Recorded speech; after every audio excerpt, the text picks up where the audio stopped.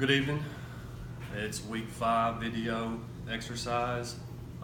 This week we're asked a series of questions to answer and to give our perspective on those questions. My verse is Luke chapter 4, 1 through 13, while Jesus is being tempted in the devil for 40 days and 40 nights in the wilderness.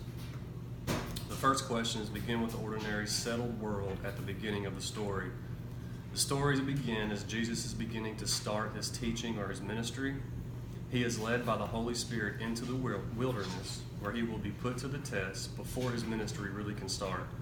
Prior to this point, our worldview of God is less relatable and almost unobtainable, which is true. The next question, where do you see any hint of trouble unfolding in the story? Obviously, while Jesus is being tempted and while he's fasting in the wilderness for 40 days, this is when Satan begins to tempt him. The next question, what is the real trouble that finally arrives in this text? How does the story move towards resolution? And does help come from the outside, or do we learn something that helps us deal with the trouble? Naturally, the real trouble that finally arrives is the devil. There's no hint of trouble. That trouble is very clearly unfolding.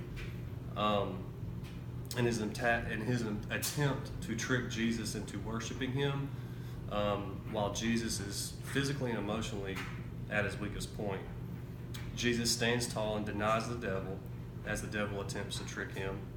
There is no help from the outside, in that Jesus was led by the Holy Spirit to the wilderness to be tempted. We also learn that we must lean and remain faithful to God while being tempted as Jesus did. The next question, and there's a point here that I didn't really think about until I was talking to someone whom I love very much, and she gave me a different perspective. But what is the new, resituated world that we can imagine at the end of the story? Well, naturally, Jesus' struggle with temptation as God in the flesh is the first moment in biblical documentation that his children, us, can relate to God through experience. After reading and imagining Jesus struggle with the very same temptations that we endure daily, our view of the world and of God and ourselves has forever been changed. We are taught that we can persevere just as Jesus, with the power of the Holy Spirit, did while being tempted by the devil. We are also taught that we can serve a God that is with us in all things, and that he intentionally endured such hardships to show us the troubles are not petty, but rather important to him.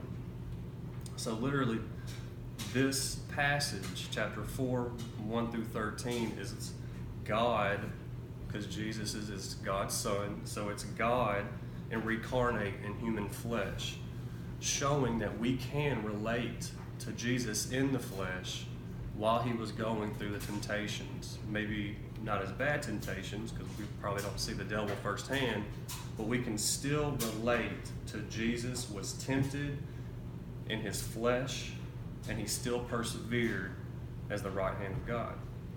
Thank you.